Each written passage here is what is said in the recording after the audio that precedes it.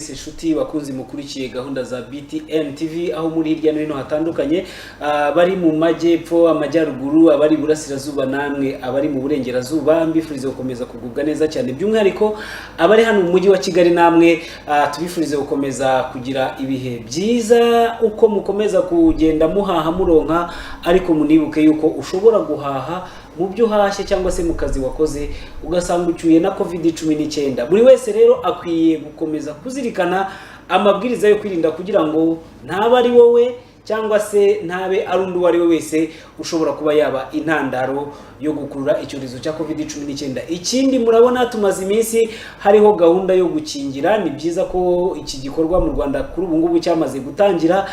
Hari amagambo amwe namwe y'abagenda bahubisa yuko uru rukingo rufite ingaruka, ariko nkeka ko kuri uyu munsi wa gatatu kuba mumaze kubona bamaze gukingirwa guhera ku wa gatanu kuri Minisitiri w'Ubuzima Dr Ngamije Daniel yarakingiwe, ariko benshi mu buhamya batanga nuko bavuga ko nta ngaruka uru rukingo rufite. So ubwo rero dutangira kino kiganiro, ubwo butumwa byari byiza yuko mbutanga kugira ngo dutangire ariko tunazirikana yuko COVID-19 igihari. Ndibarushimwe bihoye Keve Christian, ninge tugiye kubana nkuko mwabikurikiye ku mbuga nkoranyambaga zacu dukoresha nka BTN TV.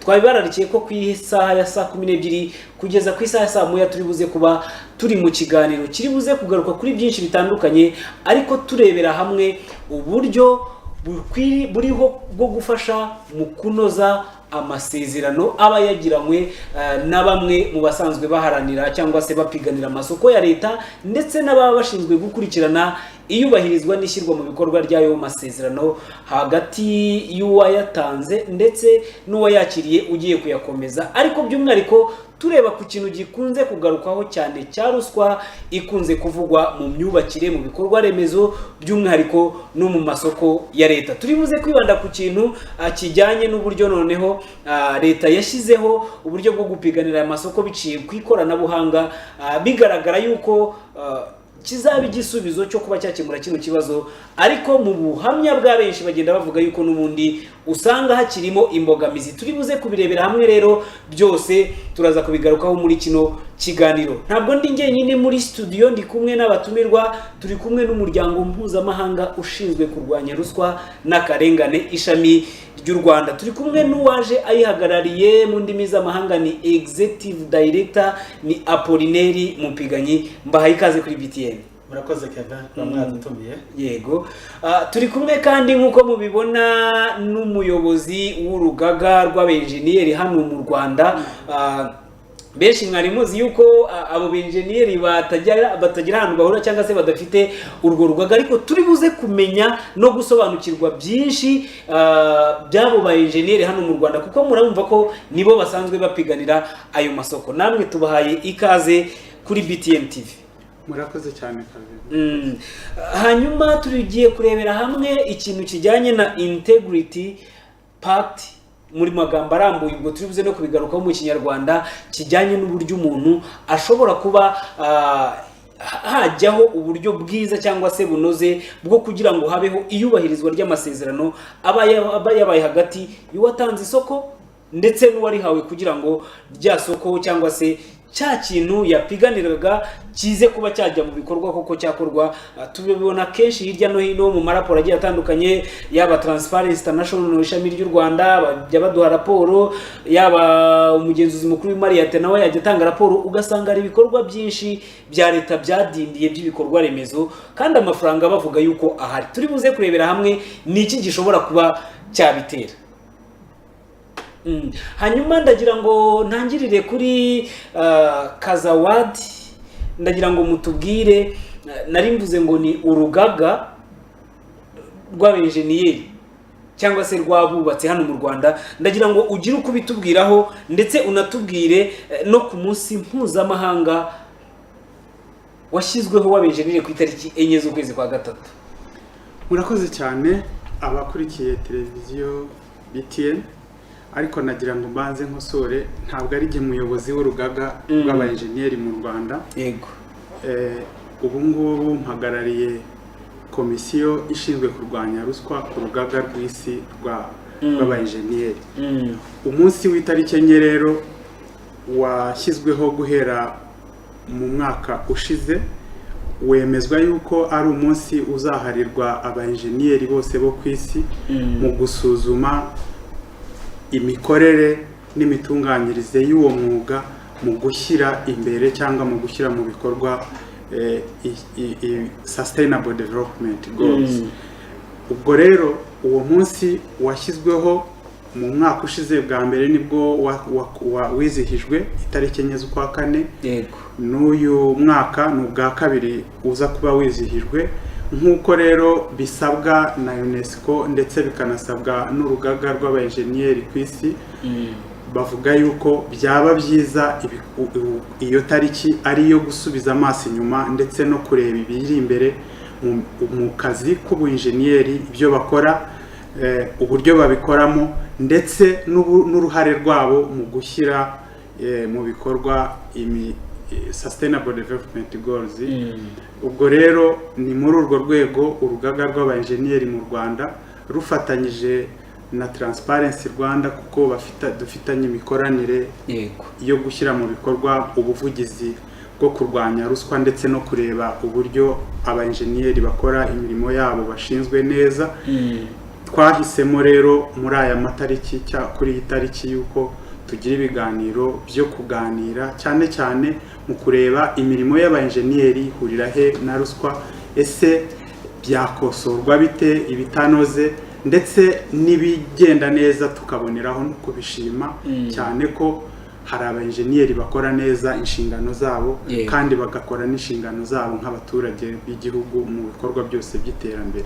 Uyu rero ni umwanya w'urugaga rw'abainjeniyeri ku isi, Afurika no mu Rwanda, rushaka kwifuriza ikorane kurushaho kuno imikorere yabo mu mirimo abainjeniyeri bashinzwe, kandi bakurikirana yuko uruhare rwabo rudasigara inyuma mu iterambere ry'igihugu na sosiyete muri rusange. Muri make rero ni ibyo ngibyo, nicyo gikorwa kinini. Itariki 4 ubundi ni itariki 4, ariko abainjeniyeri bose basabwa muri uku kwezi kwa gatatu kwisuzuma no gusubira inyuma no kureba imikorere yabo mu iterambere ry'ikinyagihumbi. Murakoze cyane. Wari ubikomojeho gatoya uvuga uti uburyo imirimo y'abenjeniyeri ishobora kuba yahuriramo na ruswa ikaba yaba imbogamizi cyangwa se inzitizi.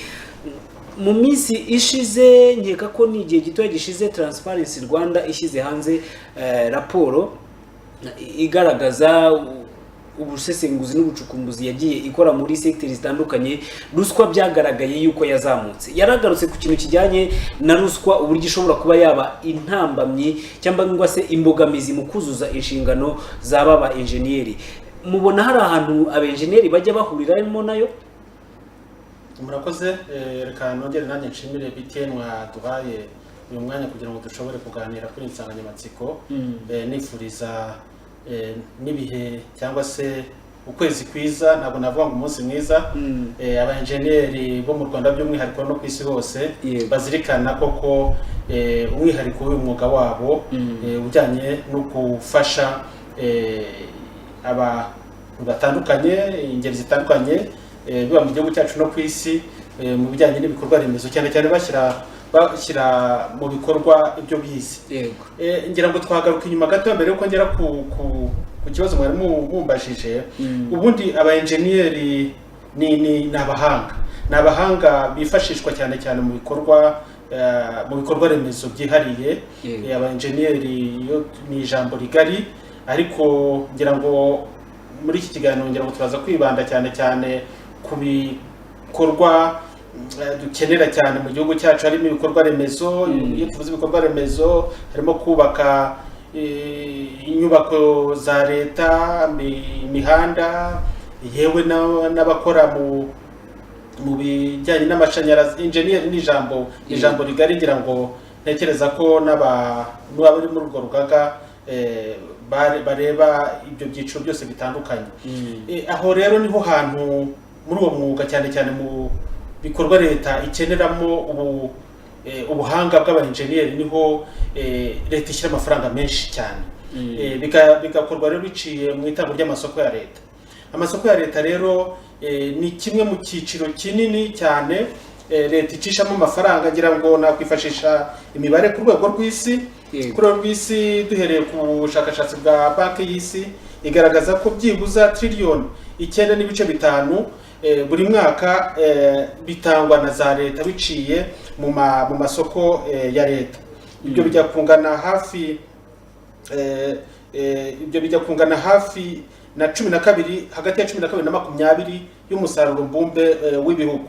Duhereye ku Rwanda turabona ko amasoko ya leta duhere ku nanone ku mibare yashyizwe ahagaragara na banki y'igihugu na ministeri y'imari mu gihugu cyacu, hafi miliyari 1.5 z'amadolari zaciye mu mitangire y'amasoko ya leta. Nanone iyo tugiye kugereranya dusanga hafi 13% y'umusaruro mbumbe w'igihugu uca mu mitangire y'amasoko ya leta. Ayo masoko ya leta rero usanga kenshi nkuko natanya bivuga higanjemo ibikorwa remezo. Mu busesenguzi nanone mu rwego rw'imibare hari isesengura Transparency International Rwanda ikora buri mwaka, cyane cyane twibanda ku masoko ya leta cyangwa se twibanda ku ikoreshwa ry'ingengo y'imari mu turere. Dusesengura mu raporo y'umugenzuzi mukuru w'imari ya leta bitugaragarira ko iyo tukoze isesengura tukareba dusanga hejuru ya 50% y'amasoko atangwa mu rwego rw'uturere aza yihariye ajyanye n'ibikorwa remezo. Nanone twareba twifashije raporo y'umugenzuzi w'imari ya leta amakosa abona cyane cyane mu bijyanye no mu mitangire y'amasoko ya leta cyangwa se kudakoresha neza ingengo y'imari, hafi miliyari 227 zirengaho gatoya zagaragajwe n'umugenzuzi w'imari ya leta ko zagaragayemo zitakoreshwe ku buryo bunoze. Aho hakazamo cyane cyane imirimo amasezerano yadindiye byinshi bijyanye n'ibikorwa remezo, ayatawe, imitungo cyangwa se ibikorwa remezo byubatswe n'ibishyirwe mu bikorwa. Ibyo byose rero byo bitugaragariza nuko nibyo koko nkuko twatangiye tubivuga, amasoko cyangwa se ibikorwa remezo ni igikorwa cyangwa se ni icyiciro cy'ubukungu cyangwa se gifasha iterambere ry'igihugu muri rusange, kifata ingengo y'imari nini. Ikindi ngira ngo nasorezaho nuko nkuko tubizi imiterere y'ubukungu bw'ibihugu cyane cyane mu bihugu bikishaka kwikura mu bukene, usanga ubushobozi bwinshi ari leta ibufite. Usanga rero ayo masoko nanone ba rwiyemezamirimo, ba enjeniyeri n'abandi bafatanya ibikorwa ba leta cyane cyane abikorera, usanga ariho barwanira muri iyo ngengo y'imari hafi ya 12-13% kuko nabigaragaje by'umusaruro mbumbe w'igihugu ni amafaranga menshi cyane. Iyo rero umugati ari muto abawushaka kuwusangira ari benshi niho haba isibaniro. Umunyembaraga ugasanga niwe ushoboye gutwara igice kinini, niho haza muri ya ruswa mwakomojeho. Usanga muri ibi bikorwa remezo by'umwihariko mu masoko ya leta hagaragaramo ibyo byuho bya ruswa. Ariko ibyo byuho bya ruswa muri ayo masoko ntabwo byoroshye kubona. Twifashisha cyane cyane by'umwihariko izi raporo zikorwa n'umugenzuzi w'imari ya leta, naho iriya raporo mwari mukomojeho ishyirwa ahagaragara na Transparency International yo nireba ubwoko bwa ruswa ntoya itangwa cyane cyane umuntu ashaka serivisi. Zimwe muri izo ruswa zishobora gushamikira kuri ibyo bikorwa remezo kuri amasoko ya leta manini, ariko cyane ku buryo buciriritse. Noneho wa muturage muto ushaka gukora igikorwa remezo akadindirizwa serivisi mu bijyanye n'imyubakire, ngira ngo dukunze kuvugwaho kubaka mu kajagari, ugasanga umukuru w'umudugudu ushinzwe umutekano ku kagari cyangwa se umukuru w'akagari bafunze amaso cyangwa se basabye umuturage gutanga akantu. Izo ruswa niyo yagaragaye yazamutse. Ariko mu bijyanye n'amasoko ya leta n'ibikorwa remezo muri rusange, nta mibare ihari twakwifashisha 100%. Gusa ishusho tugaragarizwa n'umugenzuzi mukuru w'imari ya leta n'ubundi bushakashatsi bukorwa ku rwego rw'isi biratugaragariza ko ruswa iri muri biriya byiciro muri rya rwego iri ku rwego hejuru, kandi ifite ingaruka nini cyane mu kudindiza iterambere ry'igihugu. Kugira ngo nkuko twatubonye iyo mibare nari mbahaye, hejuru ya miliyari 227 zirimo ibikorwa amasezerano atararangiye, zirimo ibikorwa byadindiye, zirimo ibikorwa bataye, urumva ko igihugu kiba gihomba byinshi, cyane cyane ko harimo n'amafaranga amwe rwiyemezamirimo aba yarabonye za avance akabita akagenda akajya kwikoreshereza mu nyungu ze bwite. Murakoze cyane. Trésor araza kudufasha, ndabona nimero yamaze kwishyiraho, hari abatangiye kwihamagara no kwiyoherezaho ubutumwa, turaje turabaha umwanya tubitabe. Ndagira ngo mbaze bwana Papiasi, yaragarutse kuri iyo raporo, ariko turabizi neza ko gahunda yo gupiganira amasoko biciye ku ikoranabuhanga yaje bavuga yuko hari bimwe mu byo igiye gukemura, birimo n'icyo kintu cyo kuba hari ruswa ijya itangwa cyangwa se ijya yaka. Ndagira ngo utugereranyirize cyangwa se uduhe ishusho ya mbere y'ipiganwa biciye ku ikoranabuhanga ndetse na nyuma yaho, niba mubona hari icyahindutse, ese ho mubona kugeza kuri ubu ngubu hari abakinanizwa, hari abapiganira isoko agaheruka ripiganira ashyiramo dosiye akumva ngo ryaratanzwe byararangiye, bihagaze gute kugeza ubu ngubu muri iryo soko umuntu atamenya aho ribera naho n'uburyo ndashobora kuba ryagaragara, biba bimeze bite? Urakoze cyane. Mu by'ukuri ruswa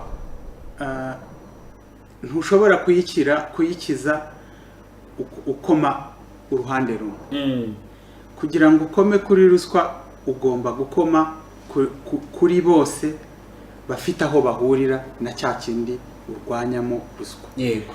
Ibikorwa remezo rero bikorwa n'Abanyarwanda, hari bamwe babigiramo uruhare cyane gusumba abandi, ariko nk'uko mubizi kugira ngo ruswa yitwe ruswa iba ifite uwayitanze, ifite n'uwayihawe, kandi byose bikorwa mu ibanga. Niyo bavuze imibare aho ariho hose usanga atari ya mibare yo wavuga ngo urayemera 100%, kubera yuko iyo ubirebye neza isuzuma ryabyo baba baniseguye bakavuga bati twakoresheje ibi, twagize gutya. Ntabwo mu by'ukuri ruswa ifatwa cyangwa abafatirwa mu cyuho ko bafashe tanze ruswa ugereranije n'ubuzima bw'abantu babamo, nkeka yuko biba ari bikeya cyane gusumba iyabaye. Ariko nk'uko nari mbitangiye, nuko iyo ruswa cyane cyane mu bikorwa remezo ibiyikurura cyane, navuga ko ari ibintu bitatu. Icya mbere ni amategeko aba ahari, mu kubahiriza ya mategeko ugasanga ntabwo bihawe agaciro cyane. Ni ukuvuga ababirimo bose birengagiza ko amategeko atubahirizwa cyangwa amabwiriza, kandi bakageraho bakabihindura nk'aho bisanzwe. Ibi ngibi bigaragarira no muri raporo y'umugenzuzi mukuru wa leta, aho ushobora gusanga hejuru ya 30% bakubwira ngo non compliance. Urumva nako handi hejuru ya 50, ni ukuvuga ngo aba yasuzumye akareba ngo amabwiriza ahari yuko ibintu bikwiriye kugenda, processes na procedure bikurikizwa, ariko yasuzuma agasanga yubahirijwe ku kigero, kuko nk'urugero yavugaga ko ngira ngo ni 50 na kangahe kwijana kuri financial matters, ariko mu bindi bisigaye bitari financial yo biri munsi kurushaho iryo yubahirizwa. Ugasanga rero iyo ibyo bikomeza biba ntihagire igikorwa, abantu barabimenyera bakabona nta nicyo bitwaye. Ikindi cya kabiri, ntabwo wanavugana none ibyo byose ko biba byatewe n'abantu babikoze nkana bagambirije gukora ruswa. Niyo mpamvu haba hasabwa n'isuzuma, ese abari muri ya mirimo abafite za nshingano barahuguwe, bafite ubujijuke n'ubumenyi mu gushyira mu bikorwa bya bintu uko bikwiriye. Nabyo rero bigaragaramo yuko bamwe cyane cyane nko mu bikorwa remezo, muri bya bintu bisaba ubumenyi bwinshi, ibyo umuntu utanareba n'amaso ngo umuntu ubone keretse wagiye gucukumbura, ugasanga rero inzitizi cyangwa ibintu bituma iyo ruswa ikirushaho kugaragara nuko bikigaragara ko hari ubumenyi buke mwishyirwa mu bikorwa, si mu bikorwa remezo gusa ariko ni mu bintu byinshi. Ikindi cya kabiri nuko bikigaragara yuko hari amategeko n'amabwiriza ahari atubahirizwa mu nzego zose. Icyo nacyo ni icyo ngicyo. Ikindi cya gatatu ni noneho bwa bunyamwuga buri hehe mu mwuga yose. Abanyamwuga bafite ubunyangamugayo kugera ku kigero kihe. Inzego zabo ziriubakitse ku buryo utabaye inyangamugayo ahita agaragara, agita agira ibyo akorerwa, ku buryo yicara akavuga ati mbere yo kugira ngo mfate ruswa cyangwa nkore kino kintu, nindamuka mfashwe mfite imyaka 30 ushobora kubuzwa gukora uwo mwuga imyaka yindi nsigaye yo gukora. Ibyo bintu birubahirizwa ko byanditse gusa. Ukumva rero ibyo bintu bitatu nibyo bihembera ya ruswa igenda igaragara, hamwe ikagaragara cyane, umwaka umwe ugasanga yagabanutse, uwundi ugasanga byazamutse, ugasanga bigenda bigira gutyo. Umuti wabyo rero mu by'ukuri ni inzego zose noneho cyane cyane iza leta zidushinzwe twese kureba yuko bya bindi bihari ari amabwiriza, ari amategeko byubahirizwa. Noneho na za nzego zitabyubahirijwe ntibihinduke yuko birangirira muri raporo y'umugenzuzi mukuru gusa, akabigaragaza umwaka umwe ugashira, uwa kabiri ugakurikira, uwa gatatu. Mbese nihabeho ingamba zo gufatira gahunda y'ibyo byose bitagenze neza, cyane cyane mu rwego rw'ibyo ngibyo rutanga serivisi cyangwa mu bikorwa remezo. Nkeka yuko ari wo muti, haba guhugurwa abantu bahugurwe, byaba ari akazi gakorwa abantu batari mu mwuga cyangwa bawukora batawurimo bafite ibyo batubahirije cyangwa birengagije, byose habe nko kuvuga ngo enough is enough. Icyo gihe nkeka yuko tuzaba turimo twubaka urwego rutuma umuntu mwiza, umunyamwuga, umuhanga, uwukunda igihugu, uwifuza yuko icyo kintu gicika, umushyiriyeho urwego n'inzira imutandukanya na wawe. Ariko uyu munsi uko bimeze, ari uwakoze neza n'uwakoze nabi bose bajya mu gatebo kamwe. Ntunabasha kumenya ngo ese ninde wabikoze. Mekanizmu zo gukora izo assessment umwiza n'umubi ngo bimutandukanye ziri hehe? Ibyo biramutse bishyizweho kandi hakagenzurwa ko byubahiriza, nta kibuza, nta shiti, abantu bakora neza barahari kandi b'Abanyarwanda banabishoboye. Noneho byakorwa kandi nabo ukabona yuko batewe iyo motivation n'iyo mekanizme ibiriho icekinga kandi kabalansinga yuko ibyifuzwa byose bishyirwa mu ngiro. Urakoze cyane Apolineri. Twari tugarutse ku kintu kijyanye no gupiganira amasoko kuri internet, umuntu agatanga dosiye akazategereza akazasubizwa bikanga, bijya guhura neza na bwa buryo.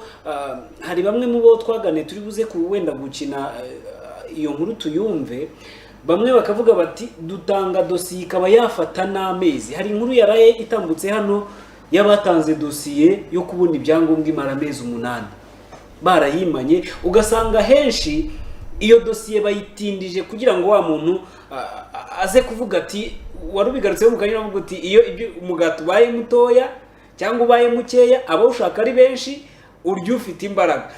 Ndagira ngo mutubwire niba na hano muri buno buryo bwo gupigana no masoko ya leta turacyabona ibikorwa bya leta byinshi bigiye bitandukanye, ibitaro, imihanda nayo mashanyarazi bidindira kugera ku baturage kandi mu by'ukuri ataruko amafaranga yabuze. Hari umuengineer umwe duherutse kuganira ambwira yuko hari igihe abayobozi babananiza kugira ngo bayobone ayo mafaranga.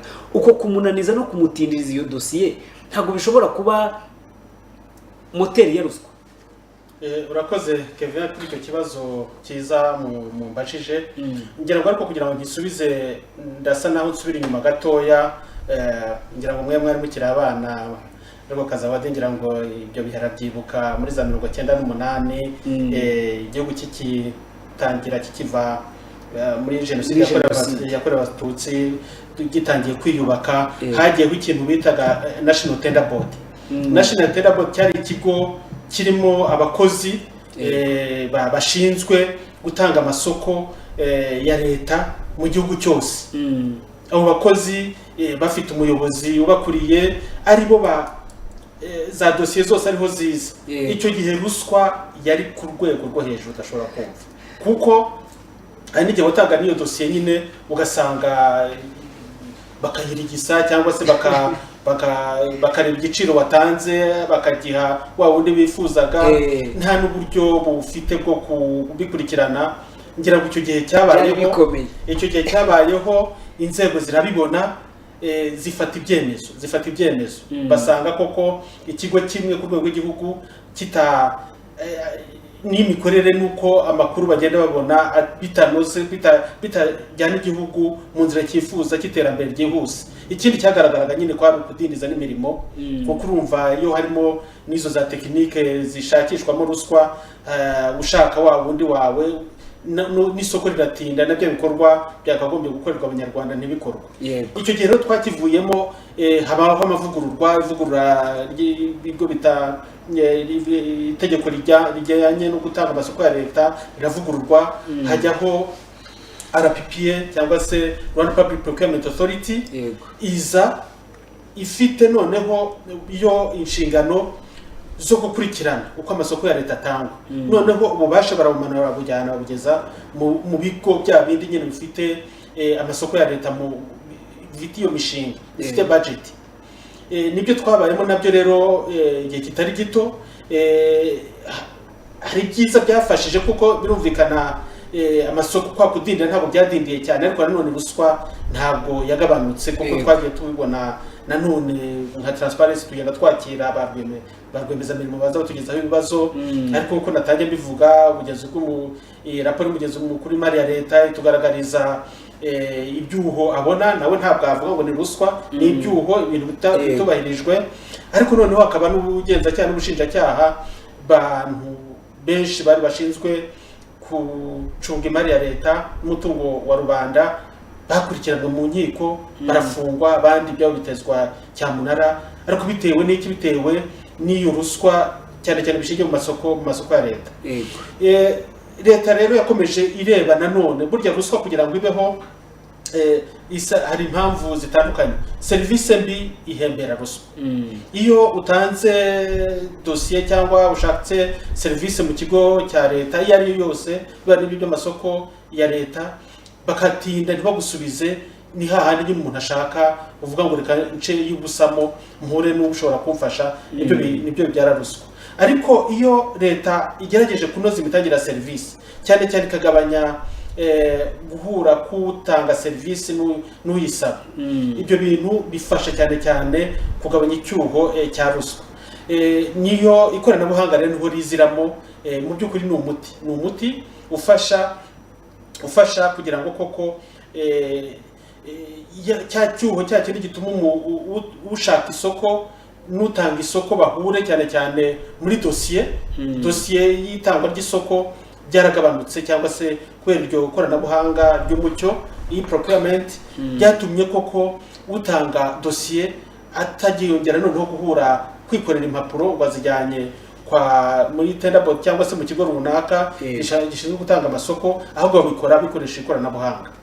Ariko nanone n'ubu ntabwo turagera aho twifuza, kuko nubwo nyine tumaze muri urwo rugendo cyangwa se muri iryo koreshwa ry'ikoranabuhanga ngira ngo tutaramaramo igihe kinini, haracyabonekamo ibyuho.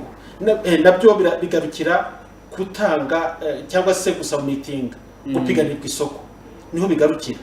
Kandi nk'uko tubizi ubundi imitangire y'amasoko ni urugendo, ni process, ni cycle. Ubundi bitangira iyo umuntu agitekereza umushinga uzakorwa. Ruswa ishobora kugaragarira hariya iyo mu igenamigambi byitegurwa ry'ibikorwa ikigo runaka, harimo n'ibizakorerwamo amasoko ya leta. Iyo bidakozwe ku buryo bunoze, iyo bidakorewe mu mucyo, iyo abagenerwabikorwa babandi nyine bagomba kubona umushinga batabigizemo uruhare, iyo imiryango itegamiye kuri leta itabimenye, itangazamakuru bitabimenye, ushobora gutegura isoko utekereza uzaripiganirwa, yewe no ku buryo babandi bashobora kuripiganirwa babura uburyo babikora kubera ukuntu riziritse. Itegurwa rero ry'imishinga izakorwa ni hamwe n'icyo cyiciro cya mbere hagombye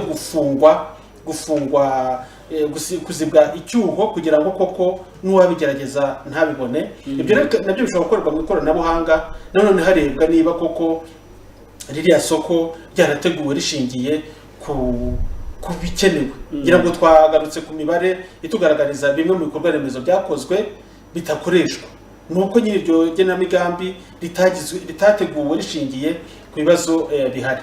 Noneho iryo genamigambi igihe riteguwe itanga ry'isoko nako se publish cyangwa se kumenyekanisha isoko, uhamagara ba rwiyemezamirimo. Aho ngaho nabyo hari ibyo bisaba. Nanone iyo bidakozwe mu mucyo ngo byubahiriza amategeko nk'uko Kazawadi yabivuze, kuko umugenzuzi w'imari ya leta akunda kubigaragaza, iyo bitubahirije igihe cyagenwe, iyo abapiganwe badahawe amakuru ngo bandikirwe, ibyo byose nabyo havamo ibyuho bya ruswa. Noneho hakaba na cyagihe cya za dosiye. Ikoranabuhanga rero dufite ubu ngubu rirafasha cyane cyane mu ipiganwa kuko iyo wohereje ukoresha ikoranabuhanga umenya ko dosiye yawe yagezeyo, umenya ko uyakiriye n'abandi bari bapiganwa, nta gufungura bitazafungurwa mbere y'uko igihe kigera. Ariko muri uyu mwanya turajya afite icyuho cyane kijyanye n'uko iyo urangije gupiganwa ishyirwa mu bikorwa ry'iyo kontra n'iyo waritsindiye biracyakorwa dukoresheje gakondo niko nabyita, uko byahoze. Ugomba kuza ugasinya kontra n'ikigo cyatanze iryo soko, mukabonana, ugomba kohereza fagitire, ukaza ugahura n'uzakwishyura, ugomba, haracyari bya byuho bituma ayo masoko cyangwa se izo mbaraga igihugu kiro gishyiramo tutaragera ku musaruro twifuza. Kandi kuko ariko nanone ntabwo twabaveba cyangwa baca intege, n'urugendo tugashima yuko niyo ntambwe yo gukoresha ikoranabuhanga yatangiye. Ariko ngira ngo byanagize n'amahirwe, muri iki cyumweru gishize hari inama yasesenguraga uko u Rwanda imitangire y'amasoko ya leta ihagaze. Kimwe mu cyuho cyagaragaye nuko n'iryo koranabuhanga dufite tutari twarigeza ku ndunduro ngo rifunge neza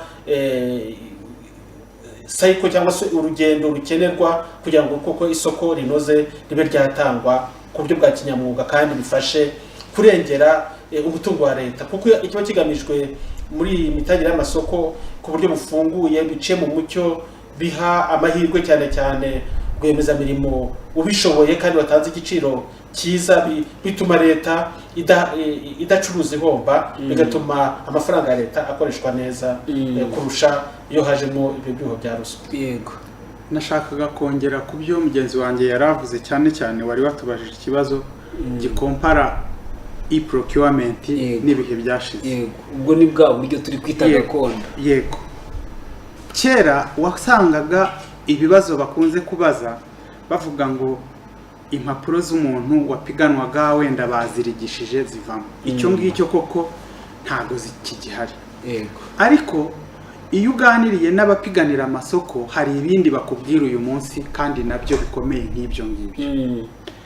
Kimwe muri byo gikunze kugaragara baravuga, ariko ibyo nabyo biragoye kumenya ukuri kwabyo, bimenywa nyine ariko nanone ikitavuzwe n'umuntu umwe ntago wavuga ngo nta gihari. Bavuga yuko iyi soko ryatangajwe rikagira itariki ntarengwa yo gutanga muri systeme, hari igihe bavuga ngo barabiniga systeme igapfa mbere itabasha kohereza bya bintu. Bisobanuye ko naba koko ibyo bivugwa n'abapiganira amasoko bihari, ya tariki nk'uko yanditswe yabaye published, hakaba umuntu ubyohereza bikamunanira, cyaba kikiri ikibazo gikomeye. Ikindi kibazo gihari ni icyuko mu by'ukuri utanga isoko afite ububasha bwinshi gusumba uwupiganira isoko. yego, Aha ngaha naho ndaguha urugero, uzasanga amasoko amwe n'amwe bayashyira muri systeme adatanze ibisobanuro bitomoye bikwiriye kuri buri wese ku buryo abisoma akamenya neza yego, icyo bivuze n'icyo yifuza. System ugasanga banditsemo yuko upiganira isoko wese afite iminsi, bakunze gutanga iminsi 14 mbere y'umunsi wo kudepoza, kuba wanditsemo ibyo udasobanuye uhabwe n'ibisobanuro. yego, Ariko hanagira ngo nkubwire experience y'abantu benshi muri iyi system. Ayo masoko yose ntabwo wa wundi watanze isoko ahabwa obligation n'igihe asubiriza. Bisobanuye ko ashobora gutegereza habura iminsi 2 cyangwa umunsi umwe bya bibazo byose byabajijwe. yego, Ashobora gutanga ibisubizo kuri babandi ashaka, ariko abandi akabibaha buri minsi ibiri cyangwa bamwe baranabivuyemo bavuga bati iri soko kuko nasobanuje sinsobanurirwe ntago ngirifiteho intere kandi wanasoma n'igitabo kuko ukabona naba kuko bashaka gukorera mu mucyo muri accountability je wampaye ko ibibazo nagira kuri iri soko mbikubaza mu minsi itarenze 14 yego iminsi nibura 14 mbere yuko umunsi wo kudepoza ugerwaho ariko wowe ntago washyizeho umunsi uzasubirizaho nukuvuga hari ugusubiza habura umunsi umwe icyumweru kimwe cyangwa kanakwihorera kuko baravuga ngo ni uburenganzira bwe bwo so icyo gihe izo control zikorerwa he zikorwa nande zikorwa ryari icyo rero ni ikibazo gikomeye muri system ikindi bavuga yuko gihari nuko bavuga yuko iyo amasoko yamaze kuba exposed n'isaha yafunze bagakora kwa gufungura umuntu ukabona babandi bose baje analyse ntabwo ikorwa na rwa rwego rw'isoko rwonyine hari centrale ngira ngo kontrolwa na RPPA ariko hariho na cya kigo cyatanze rya soko muri iyi minsi rero hari ikibazo cyuko usanga cya kigo gishobora gutanga kikanaliza isoko n'ababandi bo kuri siyeje bakanaliza ukundi ndetse hagatangira no gutangira gushaka ba rwemeza mirimo babentayisinga uzasanga muri iyi minsi hari amasoko menshi atangwa muri notification iri primary hageraho batanga final notification ibyemezo bigahinduka ngo byaje ukundi aho naho hari ikibazo muri system kitarimo gukontrolingwa neza kuko bamwe yubaganirije bavuga yuko biba byatewe na siyeje ntago nzi neza internal uko bikora kuko imikoranire yabo ibyo ngibyo ni ibintu umuntu wenda yavuga ariko iki navuga ko ari ikintu gishya kitari kiriho mbere kuko cyavutse kubera yuko ya central controlling bo barareba kuko baba monitoring ibyo mukora byose n'ibyo mwashizemo iyo murimo mukora analyze nabo baba bakora yabo mushobora rero gukora isoko muri hamupiganye kandi bo bareba kazawadi kariwe bari burihe ndetse banamushatse mwa notify uyu nguyu kuko ari bwo rwandiko mushyiramo abandi hakavuka intambara bagatangira kwenyegeza wa wundi utaribonye ko ajurira kuko bakuriye ngira ngo aho twazasobanuza ngira ngo RPPA aho ngaho harimo ikibazo iyo uganirije ba rwemeza mirimo niho barimo babona ikibazo gikomeye cyane kandi niyo ugereranyije ya minsi yo kwanaliza amasoko byajyaga bifata bisigaye biba byinshi gusumba aho ngaho hari n'amasoko asigaye agera no muri bwa bujurire ugasanga birangije kuko byagiye muri ya nukuvuga ngo haza tenda komite ebyiri iya RPPA wenda monitoringa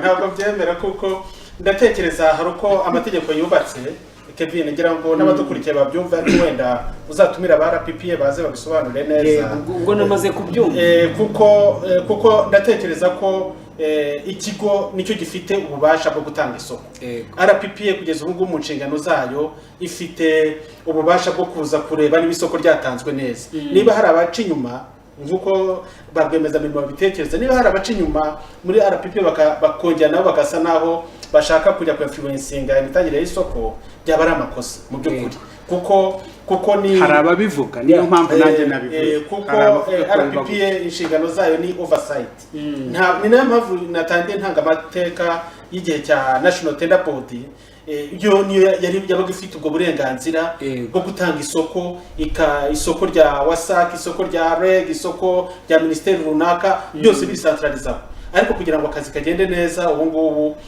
RPPA yo ntabwo ifite iyo mandate yo gutanga isoko keretse amasoko yayo ngira ngo ari mu nshingano zayo naho ahandi basaba cyo bashobora kwisaba inama ubujyanama non objection igatanga inama ku isoko runaka ariko uri responsible kuko RPPA ngira ngo iri numwe mu nzego nanone abantu bitabaza ndabivuga ko dufitanye imikoranire ya hafi iyo hagize ikibazo natwe tujya tubegera tukababwira tuti hari rwemeza mirimo batugejeje ikibazo tukagenda tukaganira bakabikurikirana nk'abantu batari muri iryo soko nkatekereza ko rero wasanga ari kubera nyine ikoranabuhanga riba rifunguye ariko ndatekereza ko batajya kwivanga mu mitangire y'isoko y'ikigo runaka kandi bafite icyo ya oversight.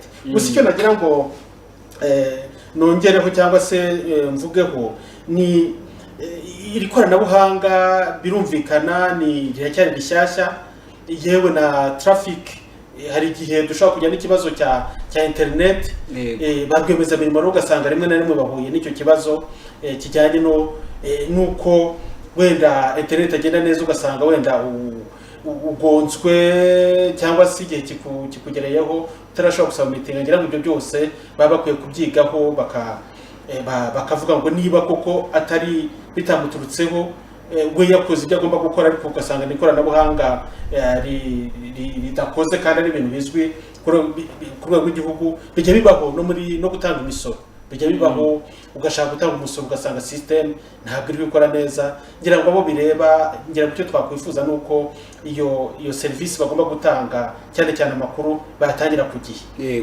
nkemeranya na Kazawadi kuko hari n'ubushakashatsi twakoze mu bufatanye n'inzego zitandukanye harimo n'urugaga rw'aba engineers tureba ruswa, imiterere y'amasoko mu bikorwa remezo.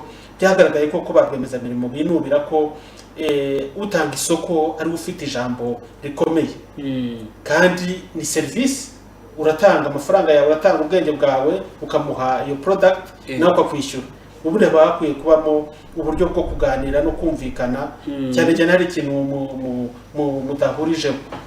Nibyo rero aho ngaho nicyo ntekereza ko gutanga amakuru ni inshingano z'ikigo kiriho gitanga isoko. Ntabwo bagombye kubigira nk'aho ari favor, bagombye nabo kugira izo nshingano n'igihe bagomba gutangira ayo makuru kugira ngo koko barwemezamirimo babone nabo service ingana kandi bashobora no gupiganirwa ku buryo bungana. Kaza, urabona ino gahunda ya Integrity Pact cyangwa se buno buryo bwo kunoza imikorere n'imitunganyirize y'ano masoko ya leta by'umwihariko mu bikorwa remezo iraza gufasha iki barwiyemezamirimo kugira ngo izo mbogamizi zize kuvaho? Muraza gukora ubuvugizi gute kugira ngo icyo kibazo kize kuba cyamenyekana, harebwe uburyo nacyo cyakosorwa? Urakoze cyane Keve. Integrity Pact cyambere no mu Rwanda ntabwo ziza ari ubwa mbere, ntabwo ari ikintu gishya. Ndibaza yuko hari pilot twakoranye na Transparency International muri za 2014 yego, tushaka kureba ese birakunda. Icyambere rero gihe cyo nshaka gushimangira muri bya bindi bitatu nahereyeho: ubushobozi buke, kutubahiriza amategeko, n'abantu bwabo kutamenya indangagaciro z'umwuga barimo.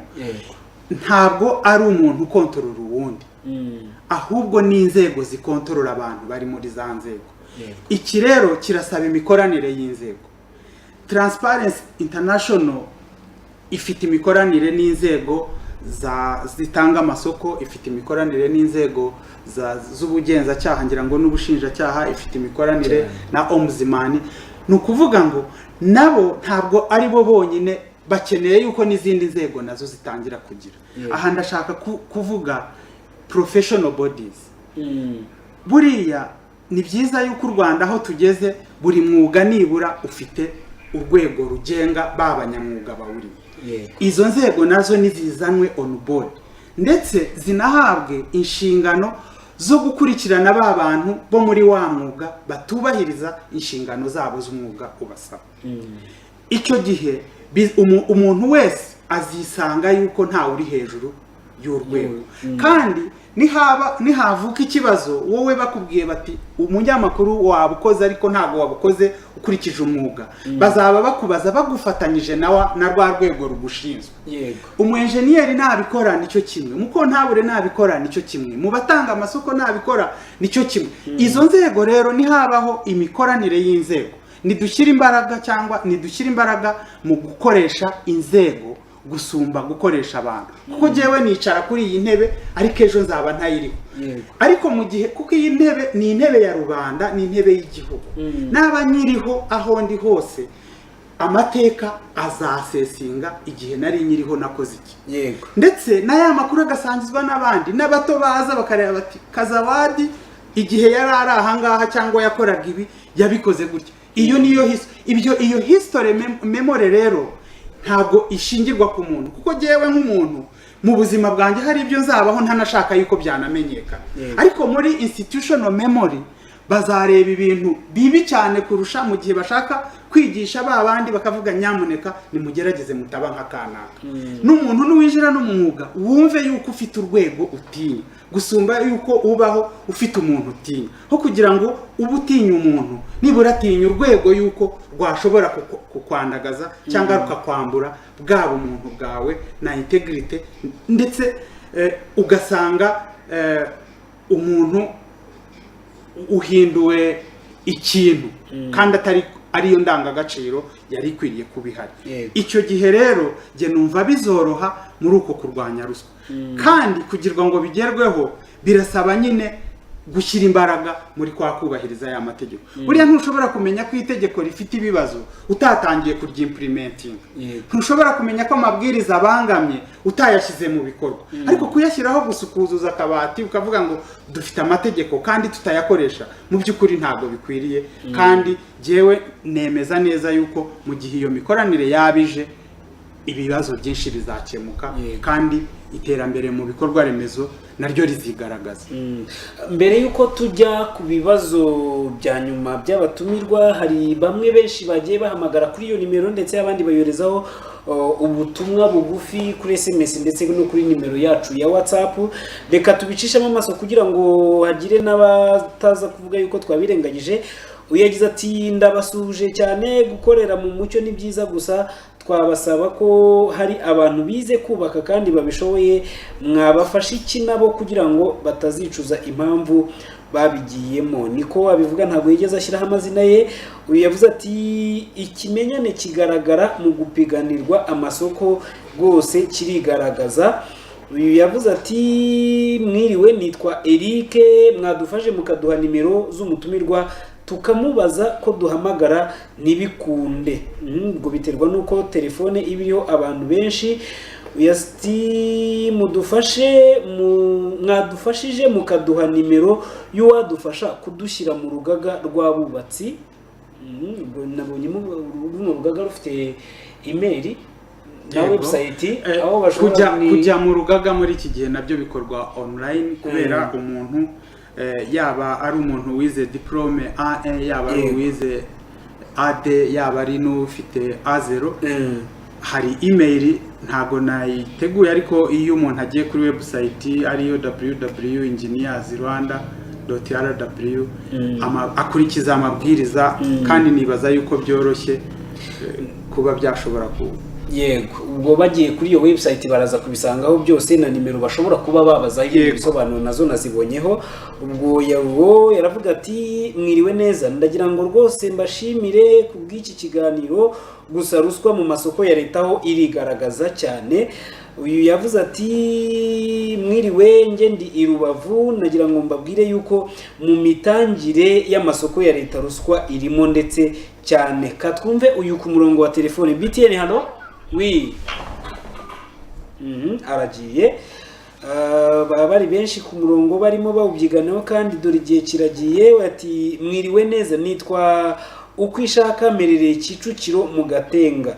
Nabazaga ngo mbese kujya mu rugaga bisaba iki ku muntu wize ubwubatsi? Ubwo nawe arajya kuri iyo website wa/engineersrwanda.rw, hanyuma ibisobanuro byose araza kubisangaho. Uyavuze ati nitwa Kuradusenge Dieudonné, nukuri iki kiganiro mukizaniye igihe, gusa ruswa igaragara mu myubakire yo sinzi niba izanacika. Uyu niko abibona. Yaravuga ati mwiriwe neza, nitwa Baributsa, nagira ngo mbaze mwebwe murabona iyi ruswa iri mu myubakire izacika itati? Namwe ni murebe ukuntu utujagari turi kugenda tugura hirya no hino, ibyo ngibyo biterwa n'abayobozi. Uyati mu gihe tugifite ruswa imyubakire yacu ntabwo izagenda neza, hirya no hino abayobozi bambura ba rwiyemezamirimo. Ati n'ikindi no kugira ngo uzabone iryo soko nabwo bisaba yuko ubanza gutanga iyo ruswa. Ubutumwa ni bwinshi kuko dufite ubutumwa 47, ntabwo bwose twabusoma, n'abahamagaye no kuri WhatsApp, ariko turimo turagana ku musozo. Turi minota yacu irarangiye kandi harimo ikindi kiganiro. Kambanze numva uyu BTN, halo. nawe avuyeho. Ndagira ngo turimo tugana ku musozo, Apollinaire, mubona iki kibazo cya ruswa imbogamizi gifite, wenda amasaha yamaze kudufata mu iterambere ry'igihugu no mu iryo terambere ry'ibikorwa remezo, kuko hari igihe niyo ruswa izamo ugasanga umuhanda urubatswe ariko ugasenyuka batarawutaha. kugira ngo navuga mu magambo magufi kugira ngo duce ruswa biba mu buzima busanzwe muri serivisi umuturage ashaka biba no mu bikorwa remezo, gukorera mu mucyo, guha uruhare abaturage bakamenya biriya bintu biriho bikorwa, nicyo gisubizo cya mbere. Ni nacyo turiho twifuza cyangwa tugerageza gushyira mu bikorwa, dushyiraho kiriya gihango cy'ubunyangamugayo integrity pact. Ikifasha no kugira ngo koko iyo mitangire y'isoko rya leta ikorwe biciye mu mucyo. Uruhare rw'umuturage ni ngombwa, abatanga amasoko, inzego za leta zishinzwe gutanga amasoko, ikintu gikenewe nibagaragaza iryo soko, barigaragaza hakiri kare, mu cyongereza babyita open contracting. Nibafungure ku buryo nta muntu ubonaho icyuho cy'uko yajya kwihererana ubundi, kandi niyo yanabikora haba n'abandi bashobora gutanga amakuru kugira ngo koko icyaha gikumirwe kitarakorwa. Transparency rero turahari, dufite imishinga myinshi itandukanye, harimo n'uyu mushinga w'igihango cy'ubunyangamugayo. Twishimira ko hari n'inzego zatangiye kubishyira mu bikorwa, harimo umushinga urushyirwa mu bikorwa n'ababiligi bafatanije na Roda na Minefra.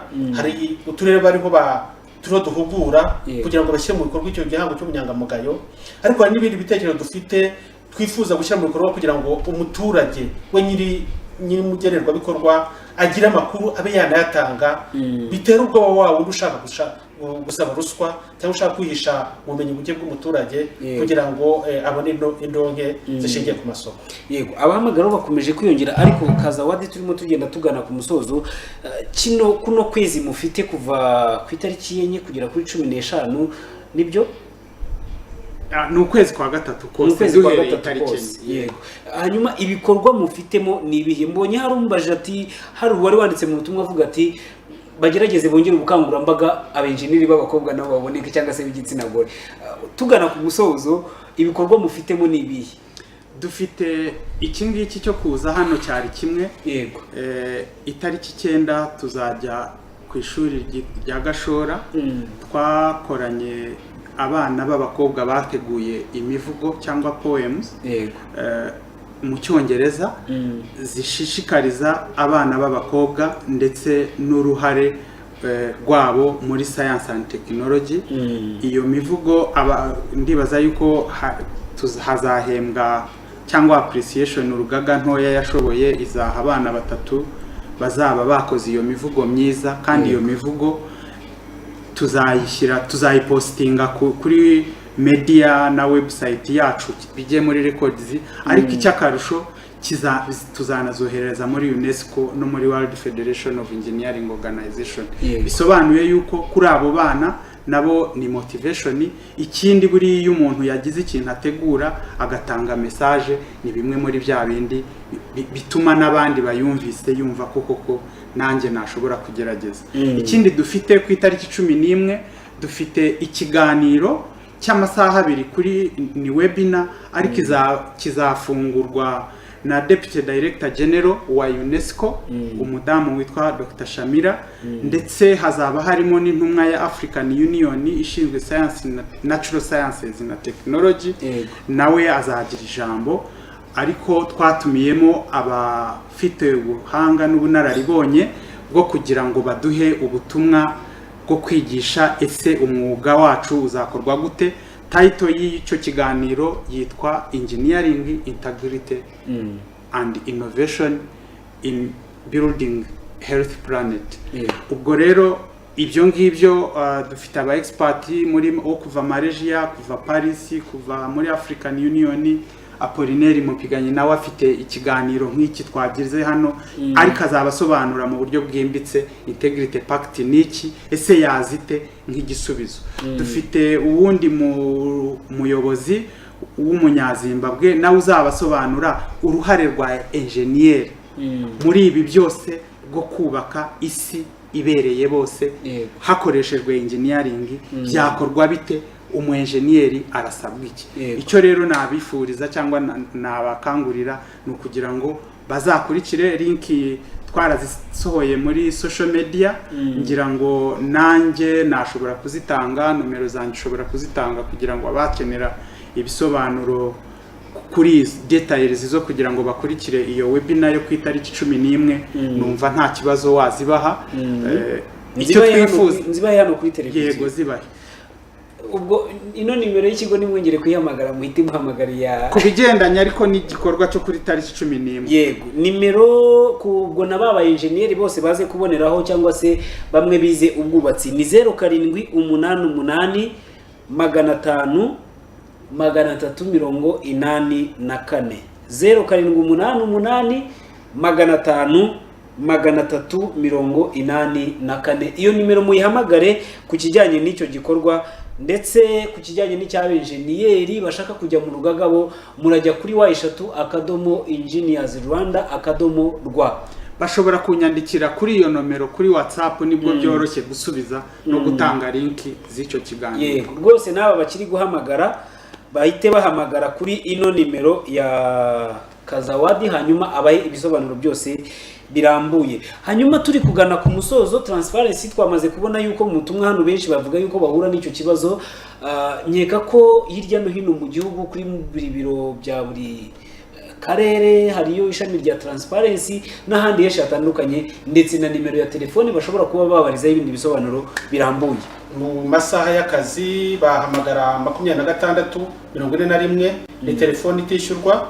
Ariko hari ikibazo cyihutirwa, nanjye ubwo nabaha telefone yanjye 0788309563. hari ikibazo ugusabye ruswa cyangwa se hari serivisi runaka kubera bona hishe ni ikibazo cya ruswa bigakorwa mu masaha atari y'akazi, mwampamagara nanjye ubwo nanjye nabafasha mu buryo bwihuse. Ariko mu gihe cy'akazi mwahamagara 2641 ubwo ni kuva kuwa mbere kugeza kuwa gatanu saa 2 kugeza saa 10. Yego, hanyuma reka nshimire mwebwe mwese mwari mudukurikiye, ababohereje ubutumwa bugufi kuri WhatsApp ndetse n'abahamagaye, abo tutakiriye nabo tudasomeye ubutumwa. Ntabwo ari uko rwose twari tubyanze, ariko turabashimiye ko mwabanye natwe muri iki kiganiro. Nshimire bwana Apollinaire Mupiganyi wari waturutse muri Transparency International ishami ry'u Rwanda, mwakoze kwitabira iki kiganiro. Mwakoze Kevin, ndetse na Papias Kazawadi namwe mwakoze kwitabira kino kiganiro, kandi ubutaha nitubakira nabwo twizere ko tuzababona ndahari bese kabisa. Nayo makuru buduhaye muri RPPA Apollinaire ambwiye ati muzakurikirane mumenye icyo kibazo niba koko gihari, ubwo tuzabikurikirana nitubakenera twizeye ko tuzababona. Ndabashimiye, nshimira cyane na Ntwari Trésor twari turi kumwe ku buhanga bw'ibyuma. Mukomeze kugira ibihe byiza abari n'abategarugori, ejo ni umunsi wanyu muzawiziza, ariko munazirikana gutera imbere ndetse no kwirinda icyorezo cya COVID-19. Mwakoze, mukomeze kugira ibihe byiza.